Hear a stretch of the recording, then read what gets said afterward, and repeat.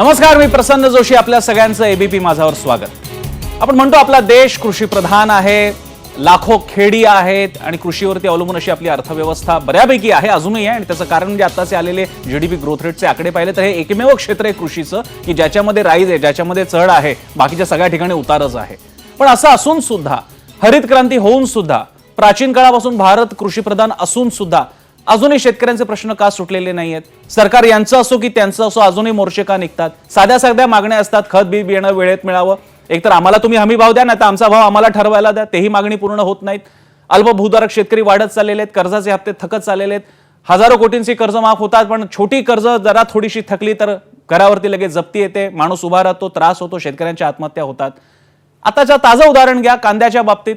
हेच सरकारचे नेते आधीच्या सरकारला अशाच निर्यात बंदीवरती धारेवर धरत होते आणि आता काय झालं? अचानक निर्यात बंदी. सीमेवरती आलेला ट्रक पुढे जाऊ शकत नाही कारण निर्यात बंदी झालेली आहे. 2-4 दिवसाने सुद्धा जर का भाव कोसळला तर त्या भावाचं जेव्हा ॲव्हरेज तुम्ही काही दिवसांमध्ये काढता त्यावेळी तुमचा पुढचा तोटा फायदा सुद्धा त्या तोट्यामध्ये प्रभावित होतो, परावर्तित होतो. अशी स्थिती. इतकं नाजूक राजकारण असतं.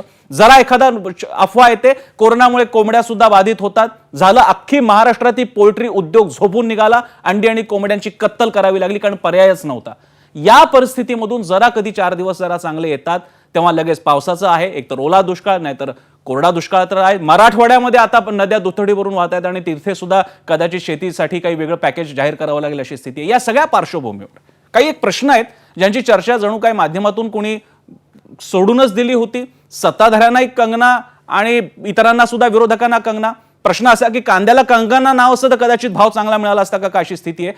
किमान एबीपी माझा तरी आपली ही भूमिका सोडणार नाहीये शेतकऱ्यांच्या हितासाठी घेण्याची, आणि म्हणूनच आम्ही आयोजित केलेली आहे कृषी परिषद 2020, ज्यामध्ये आम्ही कृषी क्षेत्रासमोरच्या महत्त्वाच्या मुद्द्यांना हात घालणार आहोत. मग तो कांदा प्रश्न जो ताजा असेल ते केंद्रीय कृषी धोरण जे आता बिलं लोकसभेमध्ये आलेली आहेत. यावरती बोलण्यासाठी माझ्यासोबत मान्यवर आहेत, माझ्यासोबत असतील. मी सगळ्यांची नावं घेतोय, त्याच्यातले काही जण आता चर्चेत सामील आहेत आणि काही जण हळूहळू त्या चर्चेमध्ये सहभागी होत जातील.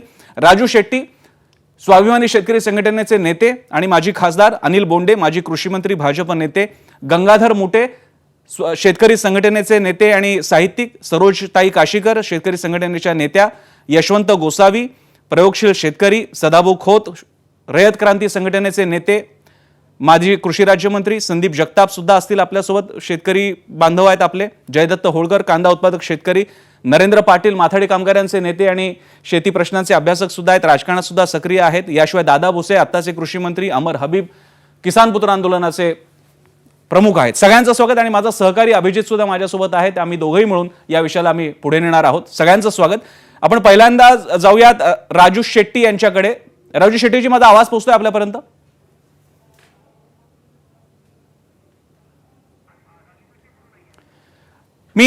दरम्यान मी जातो. पहिल्यांदा आपण प्रश्न सुरू करण्यासाठी मी यशवंत गोसावींकडे जातो. एक शेतकरी आहे, त्याच्यापासून आपण सुरुवात करूयात. यशवंत गोसावीची काय ही परिस्थिती आहे? इतकी वर्ष झाली हेच प्रश्न घेऊन आपल्याला का लढावं लागतंय?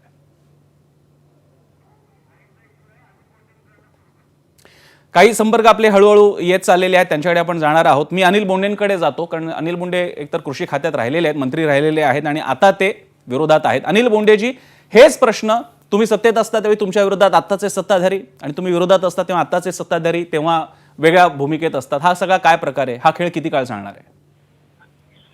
थोडंसं आपण विस्तृतपणे गेलं पाहिजे यासाठी, कारण की 1947 साली भारत देश जेव्हा स्वतंत्र झाला तेव्हा आपण फूड स्केअरसिटी मध्ये होतो आणि तेव्हाचे जे धोरणं होते, दुर्दैवाने प्रत्येक कायदे हे शेतकऱ्याला जमीनदार समजून असे करण्यात आले.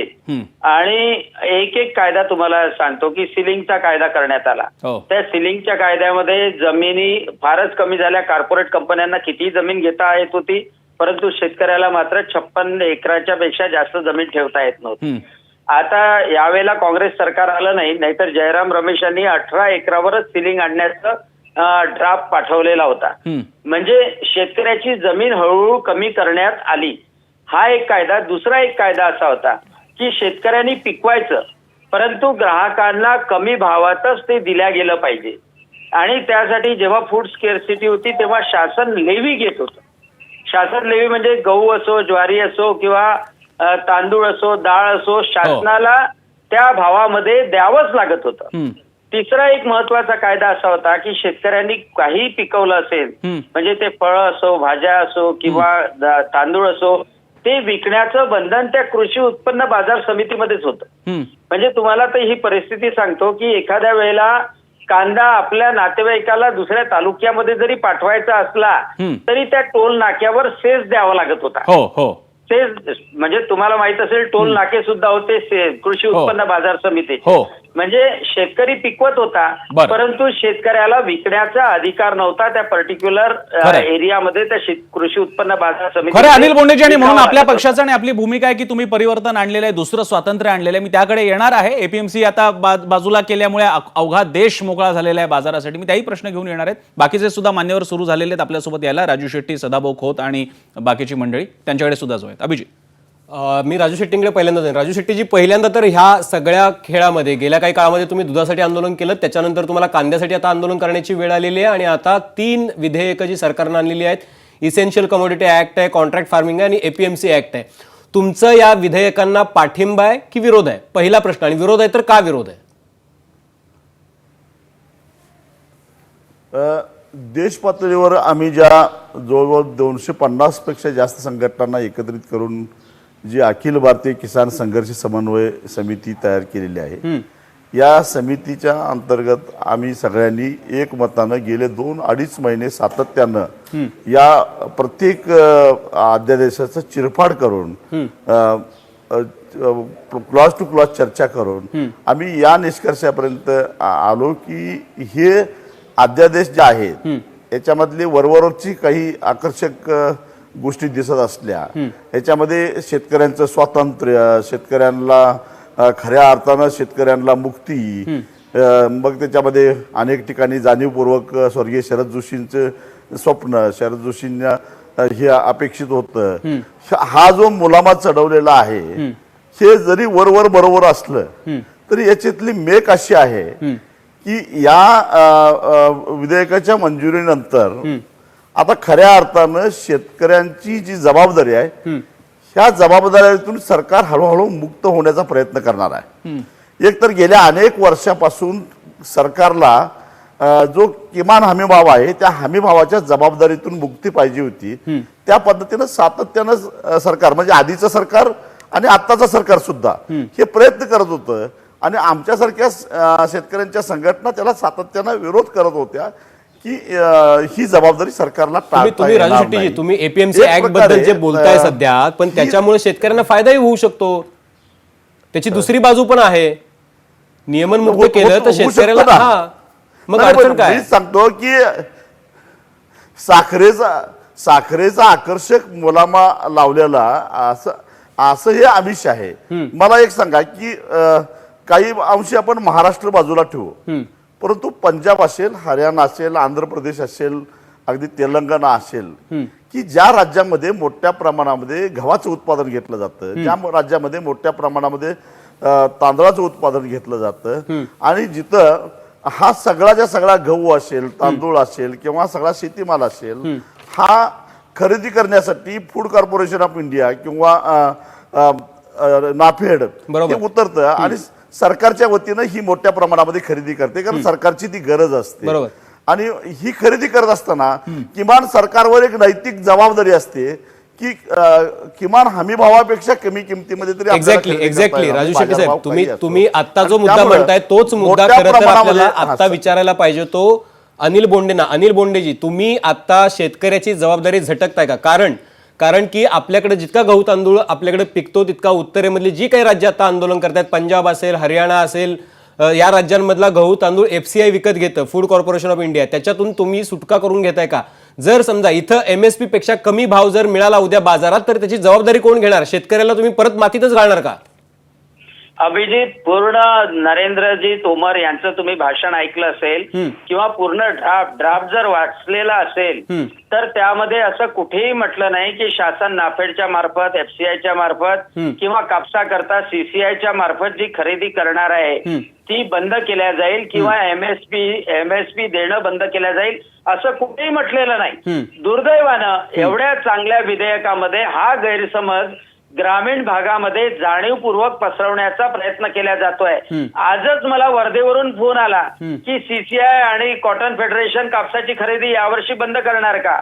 मी त्याला विचारलं का बरं बंद करणार, तर ते म्हणे नाही आता विधेयक आलं, आम्हाला काँग्रेसवाल्यांनी सांगितलं की बंद करणार आहे. आणि त्यामुळे जाणीवपूर्वक हा गैरसमज पसरवला जातोय. मी कॅटेगरिकली सांगतो आहे, मी जॉईंट सेक्रेटरीशी बोललो, कापसाची खरेदी असो, अन्नधान्याची खरेदी असो, गव्हाची खरेदी असो, ज्वारीची खरेदी असो, मक्याची असो, ती नाफेडच्या मार्फत, डाळीची खरेदी असो ती नाफेड आणि एफसीआयच्या मार्फत ती खरेदी केल्या जाणार आहे. आणि आतापर्यंत 6 वर्षामध्ये मोदी सरकारने गेल्या 10 वर्षात जेवढी खरेदी झाली त्यापेक्षा 4 पट जास्त खरेदी केल्या गेली आणि ती MSPच्या भावात केल्या गेली. एक्झॅक्टली. मग जर असं असेल अनिल बोंडेजी, मग असं असेल तर एपीएमसी मध्ये जे नेतेगिरी करतायत, तुमचे जे नेते आहेत एपीएमसीचे, जे भाजपचे नेते आहेत, जे प्रतिनिधित्व करतायत, ते आपल्याकडे नरेंद्र पाटील साहेब आहेत. नरेंद्र पाटील पण याचा विरोध करतायत. नरेंद्र पाटीलजी, नेमक्या अडचणी काय आहेत? मग अनिल बोंडे जे म्हणतायत ते खरं नाहीये का? साहेब नमस्कार. नमस्कार. नमस्कार. परिस्थिती अशी आहे की हा जरा विषय फार व्यवस्थित जर आपण चर्चा केली तर केंद्र सरकार आणि राज्य सरकारने कृषी उत्पन्न बाजार समिती शेतकऱ्यांचं हित लक्षात ठेवून त्या ठिकाणी निर्माण केली होती. कालांतराने केंद्रामध्ये ज्या वेळेला काँग्रेसचं सरकार आलं त्यावेळेला एपीएमसी मुक्त करण्याचा विषय आला. त्याच वेळेला त्या ठिकाणी रिटेल ट्रेडमध्ये परदेशी गुंतवणूकदारांना इन्व्हाइट करण्यात आलं. कालांतराने काँग्रेस पक्ष ज्या वेळेला होतं त्यावेळेला एक छोटंसं उदाहरण सांगतो की राज्यामध्ये त्यावेळेला राष्ट्रवादी आणि काँग्रेसचं सरकार होतं त्यावेळेला आमचे कृषी मंत्री राज्यमंत्री आपले विखे पाटील साहेब होते. अचानकपणे युवराज राहुल गांधी साहेबांनी तिकडनं जाहीर केलं की बाजार समित्या बंद करा. यांनी नोटिफिकेशन काढलं. शरद पवार साहेबांच्या सांगण्यावरून ते नोटिफिकेशन थांबवण्यात आलं. परंतु कालांतराने परत सरकार बदललं. आता सरकार बदलल्यानंतर आदरणीय चंद्रकांत दादा त्यावेळेला कृषी मंत्री असताना भाजीपाला, कांदा, बटाटा आणि फळ मार्केट हे नियममुक्त केलं. ज्या वेळेला नियममुक्त केलं त्यावेळेला आम्ही 12 ते 15 दिवस एपीएमसी मार्केट बंद ठेवली. आम्हाला हे पूर्णपणे माहित होतं की हा शेतकऱ्यांच्या हिताचा निर्णय नाही. पण आज जे शेतकरी प्रतिनिधी ते चर्चेमध्ये आहेत, सन्माननीय राजू शेट्टी असतील, सदाभाऊ खोत असतील किंवा काल पण काही मंडळी चर्चेला होते, या सगळ्यांचं म्हणणं काय होतं की शेतकरी कुठेही जरी माल जाऊन विकत बसला तरी तुमच्या एपीएमसीला काय घेणे देणे आहे. खरं म्हणजे एपीएमसी मार्केटमध्ये फक्त शेतकरी हा घटक जरी असला तरी माथाडी कामगार आहे. हा एपीएमसी मध्ये व्यापारी एकच घटक काम नाही करत, सगळ्या घटकांचा कधीच कुणी विचार नाही केला. आज केंद्राने परत तो जो आदेश काढलेला आहे ज्याच्याबद्दल राज्य चर्चा चालू आहे केंद्रामध्ये, पार्लमेंटमध्ये, या आदेशामुळे आता आमच्या अन्नधान्य मार्केट पण आता नियममुक्त केलेलं आहे. आता कुणीतरी ह्याचा अभ्यास केला पाहिजे की शहरी भागामध्ये बाजार समितीमध्ये जो माल येतो तो शेतकरी अन्नधान्य मार्केट आणतच नाही. नवी मुंबई एपीएमसी मार्केट असो, पुणे एपीएमसी मार्केट असो, महाराष्ट्रामध्ये ज्या मोठ्या एपीएमसी मार्केट आहे ह्याच्यामध्ये सगळ्यात जास्त माल हा पंजाब, आसाम, या बिहार या सगळ्या राज्यातनं गहू, तांदूळ, डाळी ह्या वेगवेगळ्या ठिकाणावर येतात. हे एपीएमसी मार्केट तुम्ही ओपन करून ह्याच्यामध्ये काही साध्य होणार नाही. पाटील साहेब, मला असं वाटतं की तुम्ही हे सगळं सांगितलं नाहीये का? तुमचे नेते चंद्रकांतदादा पाटील असतील किंवा देवेंद्र फडणवीस जे असतील किंवा तोमर साहेब असतील, आता या सगळ्यांना तुम्ही ही बाजू समजून सांगितलेली आहे? कारण आता अनिल बोंडे जे बोलतायत आणि तुम्ही जे बोलताय ते परस्पर विरोधी आहे. नाही बघा, लक्षात घ्या. मी एपीएमसी मार्केटमध्ये माथाडी कामगारांचं प्रतिनिधित्व करतो. मी पक्षाच्या संदर्भामध्ये मी खाली जी ग्राउंड रियालिटी आहे त्याच्याबद्दल म्हणतो. बरोबर. आपण किती जरी म्हटलं तरी आज शेतकऱ्यांच्या हिताचा निर्णय घेतलेला आहे, परंतु प्रत्यक्षामध्ये शेतकरी माल कुठे विकणार याच्याबद्दलचं केंद्र किंवा राज्य सरकारने कुठेही व्यवस्थितपणे बोंडेंना तुम्हाला पाटील साहेब तुम्हाला बोंडे सांगतायत काहीतरी. पाटील साहेब तुम्हाला बोंडे याबद्दल बोलतात, तुमच्याच बहुधा मुद्द्यावरती बोलतील ते. दादांची भूमिका माथाडी कामगारांच्या दृष्टीनं योग्य जरी असली तरी कृषी उत्पन्न बाजार समित्या ज्या ग्रामीण भागामध्ये होत्या त्या शेतकऱ्याला कंपल्सरी भाजीपाला असो, फळ असो, धान्य असो ते तिथेच विकावं लागत होतं. आणि तुम्हाला सांगतो माथाडी कामगार तर आमचा भाऊ आहे, परंतु रुमालामध्ये हात टाकून ते दलाल असे फसवत होते शेतकऱ्यांना. आणि खरं म्हणजे व्यापार आणि दलालाचं जाळं एवढं झालं होतं की त्या कृषी उत्पन्न बाजार समितीचं राजकारण हे संपूर्णतः व्यापारी आणि दलालच चालवायचे. म्हणजे कृषी उत्पन्न बाजार समिती निर्माण झाली शेतकऱ्यासाठी, परंतु त्या शेतकऱ्याला तर इथं मतदानाचा अधिकारही नव्हता आणि त्या शेतकऱ्याला कोणताही हक्क तिथे नव्हता. बरोबर बोंडेजी, तुम्ही अत्यंत मुद्द्यावरती एकदम मुद्द्यावर वर्मावर बोट ठेवणं ज्याला म्हणतात ते तुम्ही केलेलं आहे. नरेंद्र पाटीलजी, मुद्दा हाच आहे की तिथं ना शेतकऱ्यांना काय हक्क मिळतात. 8% आपल्याकडे आता सुद्धा कृषी उत्पन्न बाजार समितीमध्ये फळांवरती आणि भाज्यांवरती तिथं हे घेतलं जातो. तर ह्या सगळ्या गोष्टी ज्या आहेत त्या शेतकरी विरोधीच आहेत ना. तर आता सरकारनं जर ते नियमनमुक्त केलं तर अडचण काय आहे तुमची? आता माझा मुद्दा तर संपून द्या. आता तुम्ही भाजीपाला फ्रूट मार्केट मुक्त करून किती वर्ष झाले? चंद्रकांत आता कृषी मंत्री झाले. तुम्ही प्रायव्हेट माल विकायला लागलाय मोठमोठ्या लोकांना, रिलायन्सला विकला, डीमार्टला विकला. आता देशामध्ये हे खुलं वातावरण केल्यानंतर मग आज का लोक आंदोलन करतात? काय गरज आहे? उलट आंदोलन आम्ही केलं पाहिजे. एपीएमसी मार्केटचा जो घटक आहे, जो माथाडी कामगार आहे, ट्रान्सपोर्टर आहे, व्यापारी आहे, कारण तुम्ही सरकारने, राज्य किंवा केंद्राने होलसेल मार्केटच्या नावाखाली आम्हाला शहरी भागातून उठून शहराच्या बाहेर आणून ठेवलंय. आता आमचं रोजीरोटीचा प्रश्न आलेला आहे. तर मला हाच प्रश्न पडतोय की काही शेतकरी प्रतिनिधी केंद्र सरकारने घेतलेल्या निर्णयाचा विरोध काय करतात?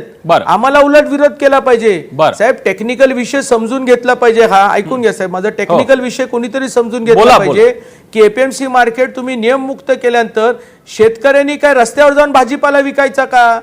ते कोणी यंत्रणा तयार करणार? उद्या त्या शेतकऱ्याला जर त्याचा माल फसवला, उदाहरणार्थ द्राक्षामध्ये कितीतरी शेतकरी कोणीतरी येतो, प्रायव्हेटवाला माणूस माल उचलतो, एक्सपोर्ट करतो, त्यांना त्यांचे पैसे मिळत नाही.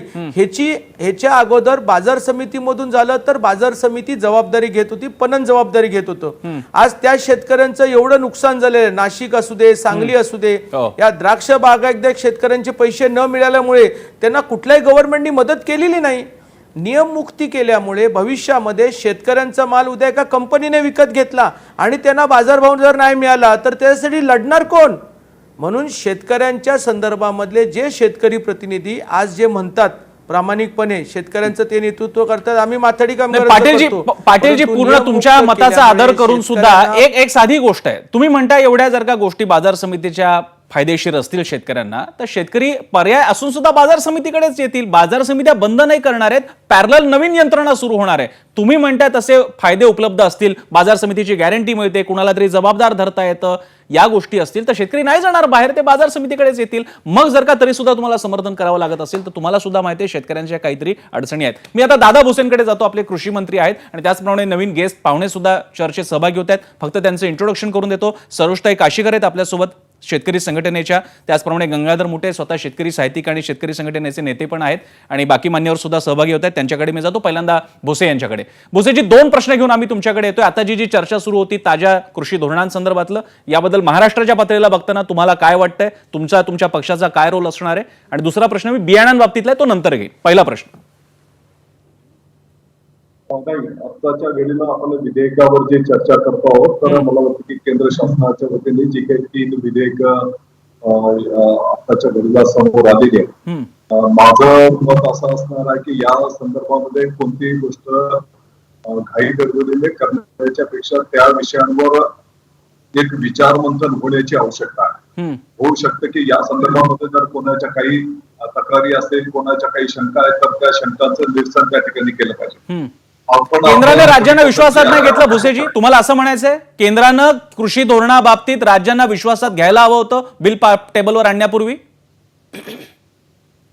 ही वस्तुस्थिती आहे की या संदर्भामध्ये काम करणारे जे शेतकऱ्यांचे प्रतिनिधी असतील, शेतकरी बांधव असतील, वेगवेगळ्या राज्यांमध्ये जे काही प्रतिनिधी आहेत त्यांच्याशी जर संवाद साधला गेला असता तर मला वाटतं की ही वेळ आली नसती. आपण आता बघितलं असेल की अत्यावश्यक वस्तू सुधारणा जे विधेयक आलेले त्याच्यामधनं पहिली गोष्ट तर धान्य, कडधान्य, तेलबिया, खाद्यतेल, कांदा, बटाटा याच्यामध्ये त्यांना अत्यावश्यक मतं वगळलं. चांगली गोष्ट आहे, त्याचं आम्ही स्वागत करतो.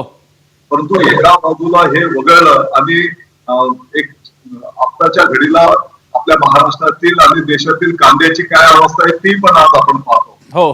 आणि म्हणून म्हणजे कागदावर आपण काय बोलतो आहोत आणि प्रत्यक्ष आपली अंमलबजावणी पण काय होते, कशी होते, याचा एक ताळमेळ त्या ठिकाणी लागला पाहिजे. दुसरी गोष्ट सगळ्या गोष्टी बाजार समितीचे सगळे घटकांचा जरी आपण विचार केला तरी आपला शेवटी केंद्रबिंदू हा शेतकरी आहे आणि मला वाटतं की या विषयावर कोणाचंही दुमत त्या ठिकाणी असणार नाही आणि म्हणून शेतकऱ्याने पिकवलेला माल तो थेट कोणालाही ग्राहकाला तो विकू शकेल ही स्वागतार्ह बाब आहे. आणि ही काही नवीन गोष्ट नाही, यापूर्वी पण नेमात असेल नसेल तरी काही प्रमाणात शेतकरी बांधव त्या ठिकाणी करत होते. माननीय मुख्यमंत्री महोदय उद्धवजी ठाकरे साहेबांचं तर आता पिकेल ते पिकेल जे थेट ग्राहकाला जर त्याने विक्री केली तर त्याच्यात 2 पैसे शेतकरी बांधवांना कसे जास्तीचे मिळतील हे तर आपलं धोरण त्या ठिकाणी असणार आहे.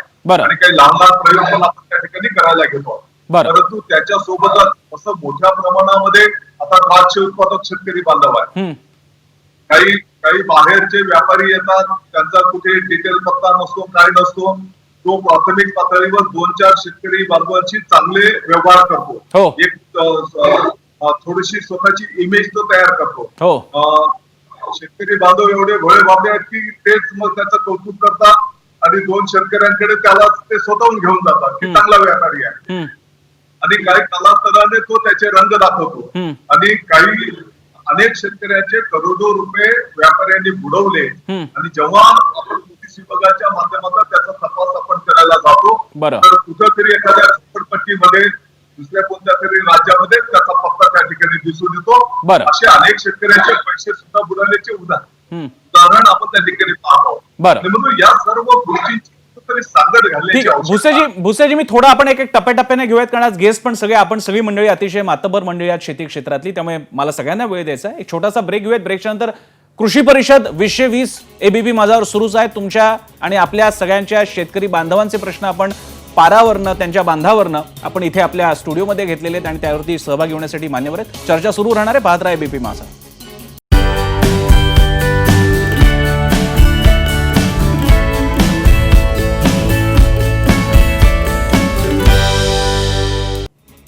ब्रेक नंतर आपल्या सगळ्यांचं कृषी परिषद 2020 एबीपी माझावर आपल्या सगळ्यांचं स्वागत. आपली ही चर्चा सुरू आहे आणि तुम्ही सुद्धा सहभागी आहात या परिषदेमध्ये. आपल्यासोबत आता आहेत सरोजताई काशीकर, शेतकरी संघटनेच्या नेत्या, आणि गंगाधर मुटे, आणि त्याचप्रमाणे बाकीच्यांकडे जाईन, पण मी सरोजताईंपासून सुरुवात करतोय या राऊंडची. सरोजताई, 2 मुद्दे घेऊन मी तुमच्याकडे येतोय. पहिला म्हणजे ताजी कृषी धोरणं, ज्याचा उल्लेख परवा आमच्याकडचे गेस्ट म्हणाले की शरद जोशींच्या मनातली नियंत्रणमुक्त शेतीची संकल्पना साकारणारी ही धोरणं आहेत. हे खरंच तुम्हाला पटतंय का? याबद्दल आपण विवेचन करावं.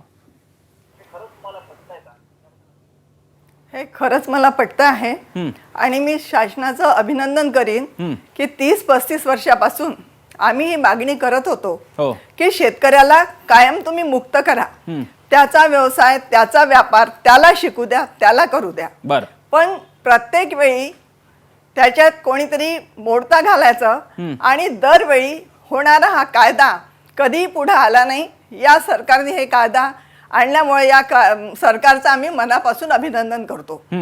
दुसरा प्रश्न अनेकांनी सांगितलेला आहे की याच्यामुळे शेतकऱ्यांचं नुकसान होणार आहे. मला तर असं वाटते की याच्यामुळे शेतकऱ्यांच्या नुकसानीपेक्षा यांच्या पानावरचं किती कमी होईल हा विचार सगळ्यांच्या डोक्यात आहे.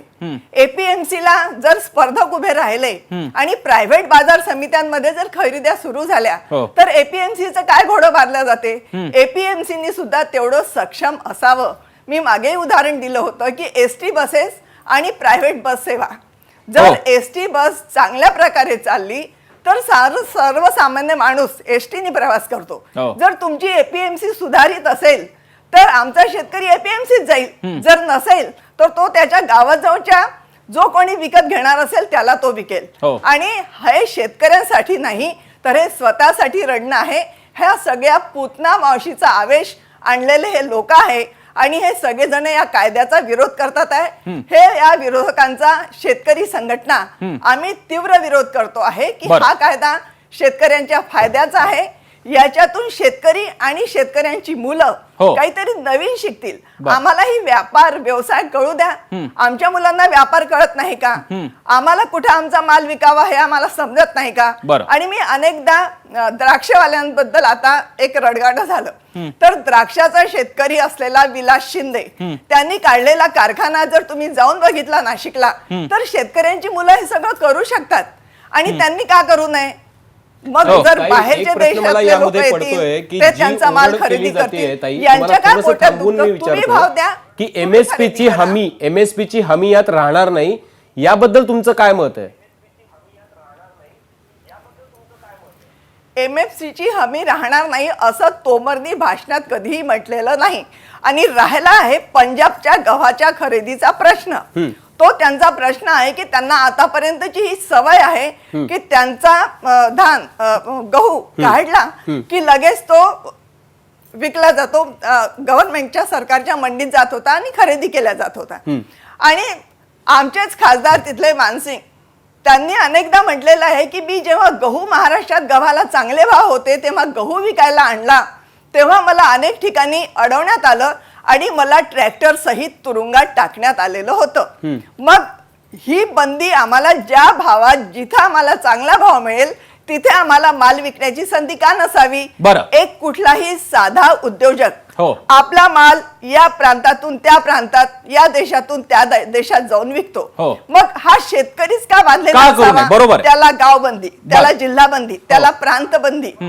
मग ह्या सगळ्या बंद्या केव्हा तरी आम्हाला झुगारून द्यायच्या होत्या आणि त्या झुगारून देण्यात आलेल्या आहे. हो. या कायद्यासोबतच हो. सरकारने परदेशी व्यापार हे सुद्धा खुला करायला पाहिजे होता. बरं. कारण कांद्याची निर्यात बंदी करून पुन्हा एकदा शेतकऱ्यांचे पंख छाटण्याचं काम बरं. ह्या सरकारने जे केलेलं आहे बरं. त्याचा मी निषेध करते. मात्र आतापर्यंत केलेले जे कायदे आहे हे दोन्ही कायदे आम्ही 30-35 वर्षापासून या कायद्यांची वाट बघतो आहे. बरं. आम्हाला शेतकऱ्यांना अवेअर करायचं आहे की हे कायदे आल्यानंतर तुमचं मार्केट काय बरोबर, असेल, बरोबर. तुम्हाला तुमचा माल कोणत्या पद्धतीने तयार करावा लागेल, हो. तुम्हाला कोणत्या मार्केटमध्ये तुमचा माल बरं. विकता येईल, बरं. भाव कसा ठरवता येईल. सरोजताई, ह्या तुम्ही एक सगळं बेसिक मांडणी प्रशिक्षण केलेली आहे, ती आमच्या घेऊन मी आणखी पुढे जातो. शेतकऱ्यांनी आणखी स्वतः प्रश्न सुद्धा घेतले. विचारतो. मी गंगाधर मुटेंकडे जातोय.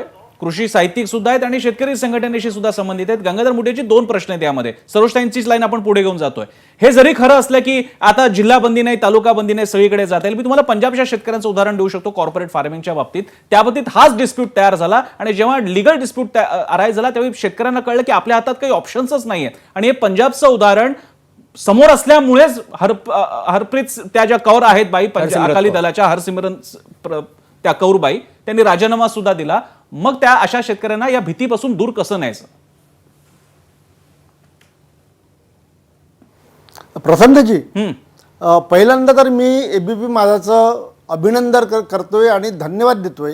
धन्यवाद. तो यासाठी की जेव्हा पहिल्यांदा देशामध्ये कोरोना आपत्ती आली आणि सगळीकडे संचारबंदी, लॉकडाऊन सुरू झालंय, तर मला जो प्रश्न पडला होता की आता शेतीच्या प्रश्नाचं काय होईल. हो. कारण शेतीचे प्रश्न मांडायचे असेल तर पहिल्यांदा प्रबोधन करावं लागतं, लोकांना तो विषय समजावून सांगावा लागतो. आणि या कोरोनामुळे, संचारबंदीमुळे, शेतकरी संघटनेमुळे प्रचंड मर्यादा आल्यात.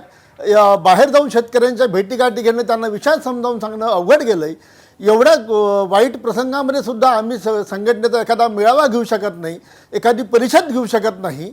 आमचे हातपाय आजच्या क्षणी बांधलेले असताना एबीपी माझाने आज एक शेतकरी परिषद आयोजित केली आणि शेतीचा प्रश्न ऐरणीवर आणला.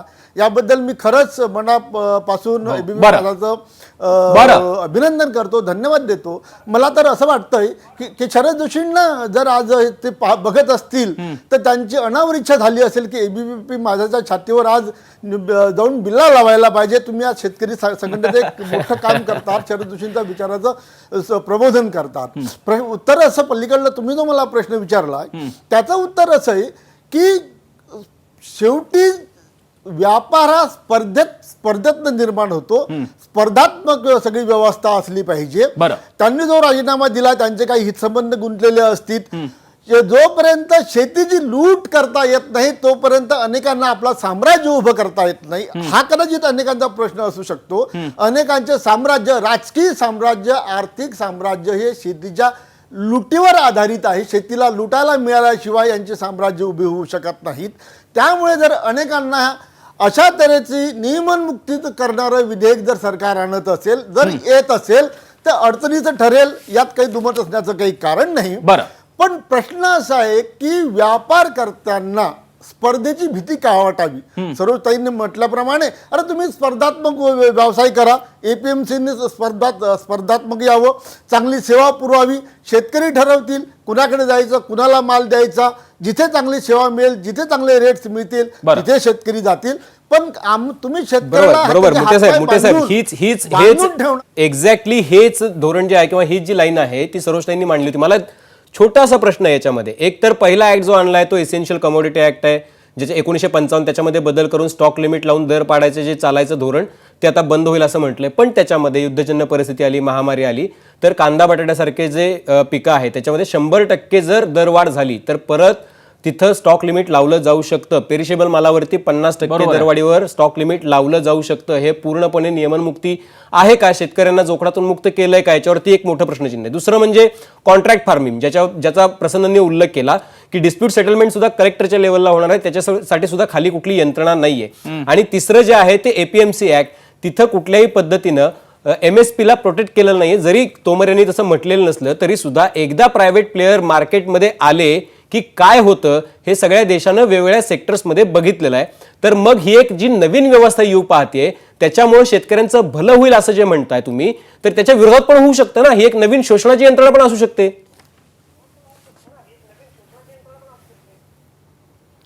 असं होऊ शकत नाही. हा प्रश्न जर मला विचारला असेल तर एक शोषक असेल तर तो जास्त शोषण करतो, आणि दोघांनी जर मिळून ठरवलं शोषण करायचं तर ज्याचं शोषण होते तो स्वतः उठून उभा राहण्याचा प्रयत्न करतो आणि त्या शोषणापासून स्वतःचा बचाव करतो. इथे जर मी हातात चाबूक घेऊन उभी राहिली की तुझा माल इथंच यायला पाहिजे, जर तू इथे आणला नाही तर तुला चापकानी फोडीन, हीच नीती आजपर्यंतच्या सगळ्यांची चालू होती. नियमन मुक्त आहे, साठाबंदी त्यांनी करू नये हे सगळे शेतकरी संघटनेने सांगितलेलं आहे की जर तुम्ही नियमन मुक्त बाजार करणार आहात तर तुम्हाला साठेबंदी करता येणार नाही, तुम्हाला भलत्याच वेळी निर्यात बंदी किंवा हा माल बाहेर प्रांतात नेता येणार नाही, हे सगळे अडथळे आणता येणार नाही. जर तुम्हाला एवढंच असेल तर सरकारने याच्यात उतरावं, सरकारने खरेदी करावी त्या भावात आणि स्वस्त दरात लोकांना द्यावं. त्याच्याबद्दल आमची शेतकऱ्यांची मनाई नाही आहे, हे त्याच्यावरचं आमचं उत्तर आहे. ठीक आहे. मोठे साहेब तुम्हाला याच्यावरती तुमचे काही वेगळे विचार आहेत का? तुम्हाला हे असंच वाटतंय वेगळी शोषणाची यंत्रणा तयार होऊ शकत नाही? जर समजा तुम्ही शेतकऱ्यांना पुरेपूर मुभा दिली, त्याच्या पायातनं बेड्या काढला, त्याला स्वातंत्र्य दिलं, व्यापाराचं स्वातंत्र्य दिलं, तर आज ना उद्या शेतकरी स्वतःचा व्यापार सुरू करेल, तो बाजारामध्ये उतरेल, स्पर्धेमध्ये येईल. हे मर्यादित स्वातंत्र्य आहे ना, हाच तर मुद्दा आहे. एकदा तुम्ही त्याला मोकळी द्याल की नाही, तुम्ही किती काय त्याला बांधून ठेवणार? हे मर्यादित स्वातंत्र्य आहे मोठे साहेब. बारशाच्या आधीच जर आपण सांगितलं की नाही हे मूल चांगलंच नाही जन्माला यायच्या आधी, तर त्याला काही अर्थ नाही आहे. त्याला जन्माला येऊ द्या, त्याला हातपाय हलवू द्या, त्याला चालू द्या. आजच त्याचे पाय पाळण्यात तुम्ही मोडून टाकले तर ते पुढे जाणार कसं मूल? अर्थात हा प्रश्न आहे, हा प्रश्न आहे. जाहीरनामा बघून हा काँग्रेस पक्ष काही जाहीर करेल न करेल म्हणून मतदानच न करणं असं नाही होऊ शकत. पण त्याच्यावेळी हे पण खरं की आधीचा काय अनुभव आलेला असतो म्हणून मतदान करायचं की नाही हाही लोकांच्या मनातला प्रश्न असतो. म्हणून आमचा प्रश्न होता. एक छोटासा ब्रेकच्या नंतर आपण जाणार आहोत सदाभाऊ खोत यांच्याकडे. सदाभाऊ खोत सुद्धा दिसत आहेत तिथे. आणखी आपल्यासोबत जयदत्त होळकर, संदीप जगताप ही मंडळी सुद्धा आहेत, त्यांच्याकडे पण आपल्याला जायचंय. नरेंद्र पाटलांना सुद्धा काही प्रश्न विचारायचे आहेत आणि तुमच्या सगळ्यांच्या खूप चांगल्या कमेंट्स येत आहेत. मला कोकणातल्या आंबा उत्पादकांपासून बांबू उत्पादकांपर्यंत लोकांचे प्रश्न येतात की आमचे मुद्दे मांडा. आपण जास्तीत जास्त मांडण्याचा प्रयत्न करूया छोट्याशा ब्रेक नंतर. पाहत रहा कृषी परिषद 2020 एबीपी माझावर.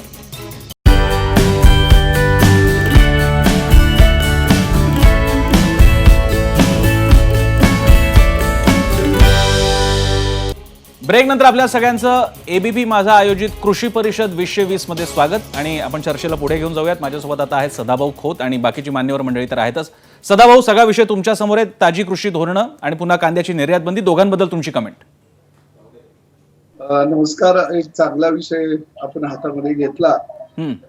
मी म्हणेल की हे जे 3 विधेयक आहेत ते शेतकऱ्याच्या दृष्टीनं ऐतिहासिक अशी ही तिन्ही विधेयक आहेत. आणि शेतकऱ्यांच्या दृष्टीने विचार करायचा झाला तर आता कुठंतरी सूर्योदय होतो आहे असंच या विधेयकाच्या बाबतीमध्ये म्हणावं लागेल. मला एक प्रश्न जो पडलेला आहे, मी आता बसल्यानंतर एक जुनं गाणं मला आठवलं, ध्येयाची तिजोरी भक्तीचा ठेवा.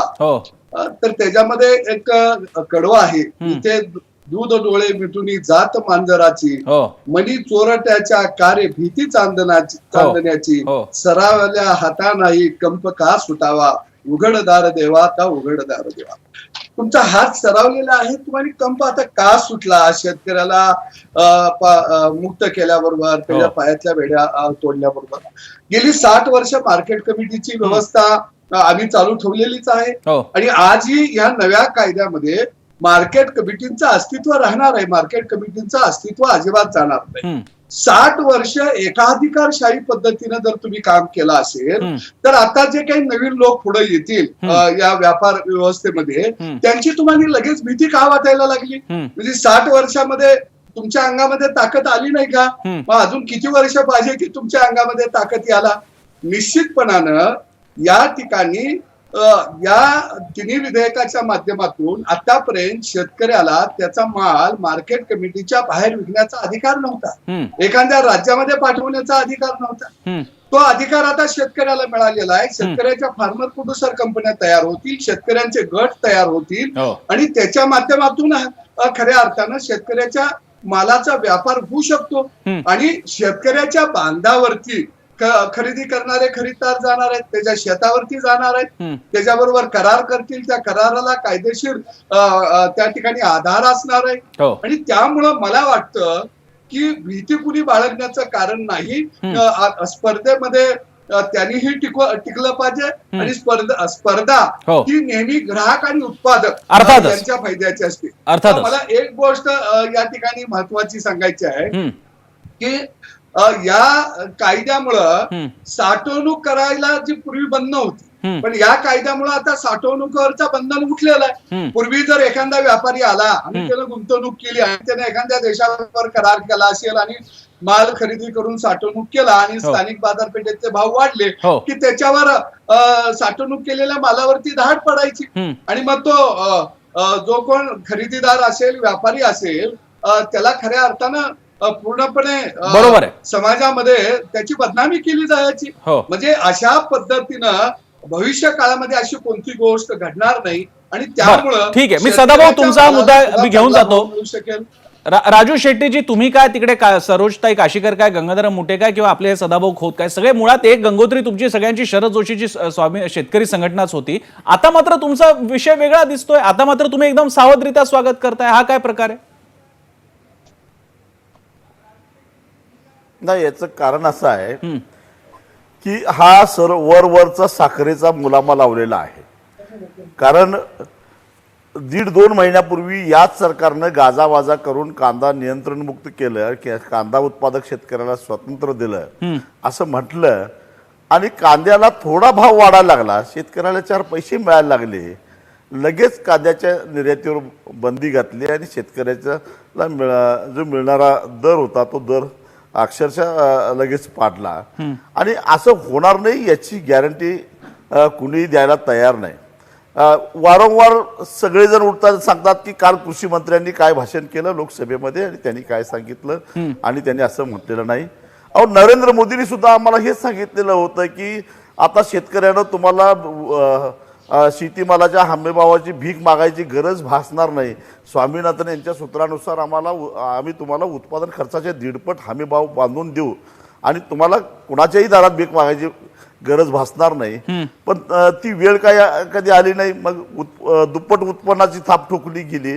आता सुद्धा ही 3 विधेयकं मंजूर झाल्यानंतर काय होणार आहे की ही 3 विधेयकं मंजूर झाल्यानंतर मी सुरुवातीला म्हटलं त्या पद्धतीनं मोठ्या प्रमाणामध्ये अन्न महामंडळासाठी लागणारे जे काय अन्नधान्याची खरेदी होते, तांदळाची असेल की गव्हाची असेल, ही खरेदी आता सरकार करण्याच्या ऐवजी ग्लोबल टेंडर होतील आणि ग्लोबल टेंडर होत असताना मग शेतकऱ्याकडे थेट या कॉर्पोरेट कंपन्या जातील आणि ते करत असताना मग तिथं ग्रेडिंगचा प्रश्न येईल, तिथं गुणवत्तेचा प्रश्न येईल, तिथं शेतकऱ्यांची आर्थिकतेचा प्रश्न येईल, बाजार समितीच्या बाहेर खरेदी होईल, बाजार समितीमध्ये बाहेर होईल.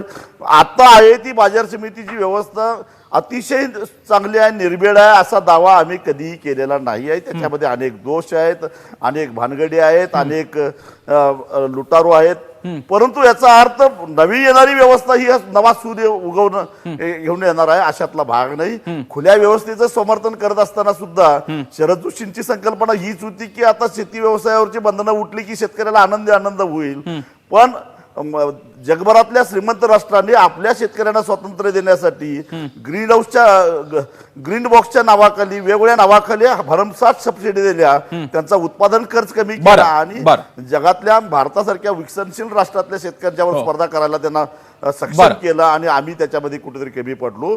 तसं या पद्धतीनं जर का झालं उद्या मग सरकार ठीक आहे. आपण विचारूयात अनिल बोंडेंना विचारूयात. मी राजू शेट्टीजी तुमचा प्रश्न घेऊन जातो. अनिल बोंडेजी एकच एक मिनिट बोलून द्या. बोला बोला. शेवटचा मुद्दा मांडू दिला मला. बोला शेट्टीजी. शेट्टीजी बोला. शेवटचा मुद्दा मला मांडायचा की सरकारच्या मनामध्ये काहीतरी चांगल्या भावना असतील, सरकारला शेतकऱ्याला वाऱ्यावर सोडायचं नसेल, सरकारला शेतकऱ्याचं कल्याण करायचं असेल तर मी खासदार असताना मी लोकसभेमध्ये एक खाजगी विधेयक मांडलेलं होतं आणि त्या विधेयकाचं स्वरूप असं होतं की या देशातल्या शेतकऱ्याचा उत्पादित असलेला जो शेतीमाल आहे तो हमी भावाच्या पेक्षा कमी किमतीमध्ये कुणालाही खरेदी करता येणार नाही आणि तसं झाल्यास त्याच्यावर कारवाई होईल. जर साखरेची किंमत फिक्स होते, आज सरकारनं साखरेची किंमत फिक्स केली, कुठंतरी ऊस उद्योगामध्ये हळूहळू आर्थिक स्थैर्य यायला लागलं. तसंच सगळ्या शेतीमालाच्या बाबतीत सरकार एक अध्यादेश काढून एक कायदा करून हमी भावापेक्षा कमी किमतीमध्ये कोणालाही खरेदी करता येणार नाही असा कायदा का नाही करत? कायदा ज्या दिवशी करेल अगदी जो मुद्दा मांडलेला राजू शेट्टींनी की हमी भावाच्या खाली कोणालाच खरेदी करता येणार नाही असा कायदा आपण का करू शकत नाही? निश्चितपणे तुम्हाला माहित आहे की मागच्या वेळेला तुरीच्या संदर्भात आदेश काढण्यात आला होता की हमी भावानेच खरेदी केल्या गेली पाहिजे. मग त्यामध्ये कृषी उत्पन्न बाजार समितीमध्येच पळवाटा होत्या की एवढं मॉइश्चर आहे, तुरीची साईज कमी आहे आणि त्याच्यामुळं हमीभाव कमी दिला जातो. राजू शेट्टींना माझा एकच प्रश्न आहे की शेतकऱ्यांना नियमनमुक्त केलं हे चांगलं केलं की वाईट केलं? आणि दुसरा माझा प्रश्न आहे की ज्याप्रमाणे ग्रीन सबसिडी दिल्या जाते किंवा बाकीच्या देशामध्ये दिल्या जातं त्याची सुरुवात पंतप्रधान नरेंद्रजी मोदी यांनी PM किसान सन्मान योजनेच्या माध्यमातून केलेली आहे की नाही केलेली आहे? कारण की आता पहिल्यांदा 70 वर्षानंतर एक वेळा नियमनमुक्ती केल्यानंतर त्या कृषी उत्पन्न बाजार समितीच्या कचाट्यामधून सोडवल्यानंतर खरं म्हणजे पर्याय उपलब्ध करून दिल्यानंतर स्पर्धा वाढवल्यानंतर तुम्ही स्वागत करायला पाहिजे. राजू शेट्टीजी आपण उत्तर घेऊया. बोंडेजी त्यांच्याकडून उत्तर घेऊया आपण थोडक्यात. कारण की जेव्हा शरद जोशी आता पहा राहुल गांधींच्या क्लिप्स आल्याने त्यांनी मला बोंडेजी मुद्दा कळला. राजू शेट्टी त्याबद्दलच बोलतायत. बोंडेजी त्याबद्दलच बोलतायत. शेट्टीजी बोला. शेट्टीजी हे बघा, मी या ठिकाणी पहिल्यांदा सुरुवातीलाच म्हटलं की प्रचलित बाजार समितीची योजना ही निर्दोष आहे, शेतकऱ्याला न्याय देणारी आहे असं मी कधीही म्हटलेलं नाही. शरद जोशी म्हणत नव्हते. शरद जोशी तर म्हणत होते की बाजार समिती आहे, शेतकऱ्यांची विकासाची मंदिरं नाहीत तर ही कत्तलखाने आहेत. परंतु मुद्दा असा आहे की नवी येणारी व्यवस्था ही म्हणजे अगदी आनंदात असणारी व्यवस्था आहे असं नाही होत. पण सरोजताई म्हणतायत राजू शेट्टी त्या संदर्भातच मी म्हणतो की सरोजताई म्हणतायत की मूल जन्माला येऊ द्या ना, तुम्ही आधीच त्यांना ते असं असेल तसं असेल असं का म्हणताय? 1990 साली खुली व्यवस्था आली त्यावेळी त्या मुलाला जन्माला घालून दिलं, पण ते मूल इतकं अकरा झालं की आमचे मुडदे पडायला लागले. ठीक आहे आपल्याला कृषी मंत्री लागले असतील तर माहित नाही मला. ठीक आहे, आपल्याला कृषी मंत्री दादा भुसेजी यांना त्यांच्या नियोजित कार्यक्रमासाठी जायचंय. दादा भुसेजी, आताची जी तुम्ही चर्चा ऐकलीत, तुमचं काय फायनल याच्याबद्दलचं म्हणणं आहे? तुमचा पक्ष या सरकारने घेतलेल्या निर्णयाच्या बरोबर आहे की नाही? कारण ही जी आत्ताची नवी येणारी यंत्रणा आहे ती शेतकऱ्यासाठी खुल्या बाजारामध्ये स्पर्धा करण्यासाठी उत्तम आहे असं शेतकरी संघटनेचे काही गट म्हणतायत. प्रसन्नाजी, अभिजितजी, निश्चितपणे या 3 विधेयकांमध्ये काही चांगल्या गोष्टी आहेत, परंतु जर याच्यातले काम करणाऱ्या 2 लोकांच्या जर त्याच्यामध्ये काही चांगल्या सूचना येत असतील, जन्माला येणारं बाळ सुदृढ जर जन्माला येणार असेल, असे उपचार करून जर आपण ते बाळ आणलं तर उद्याच्याला तो एक चांगला नागरिक, एक चांगला शेतकरी त्या ठिकाणी. बरं, आता आपण ज्या पद्धतीने प्रोत्साहनारी सुविधा या विधेयकावर चर्चा करीत असताना त्या व्यापाऱ्याला केवळ पॅन कार्ड सारखं एक कागद त्याच्याकडे असला की तो खरेदी करू शकेल. माझं म्हणणं असं आहे की त्या व्यापाऱ्याला आपण इतरही काही कागदपत्रांची त्या ठिकाणी अट घातली पाहिजे की किंवा एखादं सॉल्व्हन्सी त्याने त्याच्या प्रॉपर्टीचं शासनाच्या एखाद्या जे काही अधिकृत कार्यालय असेल त्याच्याकडे ते ठेवलं पाहिजे की जेणेकरून उद्या शेतकऱ्यांची फसवणूक होणार नाही. बरोबर आहे. मला वाटतं की चांगल्या सूचना जर त्याच्यामध्ये ऍड जर होणार असेल आणि हे जर चांगलं सुदृढ विधेयक जर येणार असेल तर त्याचा निश्चितपणे सर्व शेतकरी स्वागत करतील. अर्थात भुसेजी, तुम्ही लोकांच्या शेतकऱ्यांच्या मनातलाच प्रश्न मांडलेला आहे की हे सगळे व्यवहार करताना आम्हाला कायदेशीर सुरक्षा आहे का? उद्या पीक तयार झालं आणि स्टँडर्डायझेशनचा मुद्दा करून आमचं पीक सगळं नाकारलं तर काय करायचं, किंवा कंपनीने एकदम अचानक फिरली तर आम्हाला नुकसान भरपाई कोण देणार? ह्या मुद्द्यांसाठी लिगल काय मुद्दे असणार आहेत ते पुढे आलं पाहिजे.